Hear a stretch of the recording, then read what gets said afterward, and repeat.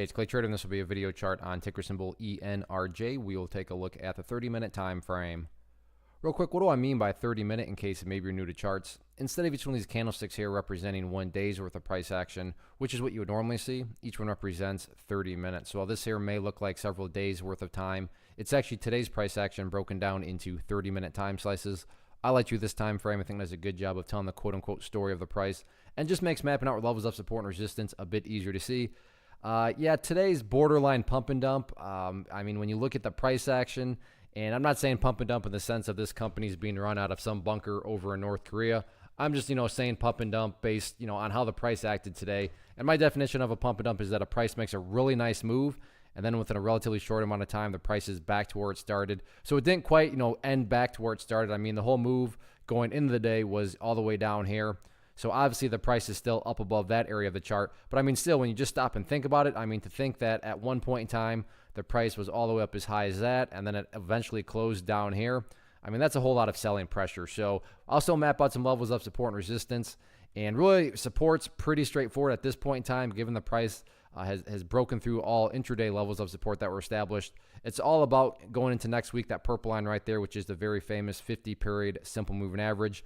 Even if you have just a surface deep understanding of charts, I'm sure you've heard of the 50 period, and you know that when the price is above it, assuming you're bullish, of course, you want to see the price stay above it. So that purple line going into next week, definitely a very important level. I'm not going to assign a numerical value to it because it is a moving average. So that number is going to change over time. But just know that from the big picture of things, as long as the price stays above that purple line, then the bulls do still have an opportunity to build a higher base. And as long as those higher bases are being built over time, that is how those long-term uptrends are constructed. What happens if this thing does start to come back to life and bounce? Where are some of these potential areas of resistance at?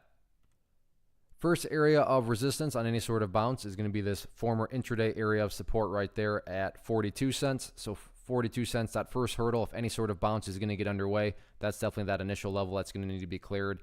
And then after 42, right up there at 50 cents. I don't want to map out any more because at this point in time, top priorities, not necessarily breaking levels of resistance. Top priority is just stabilizing and building a higher base. But if it does, like I said, happen to start to bounce, 42 cents, 50 cents, next areas of resistance going into next week. So pretty bad day given, where it opened up. Sure, it's still higher than where it was yesterday, but, the bulls definitely got to stabilize things. So we'll see if they can do that or not next week.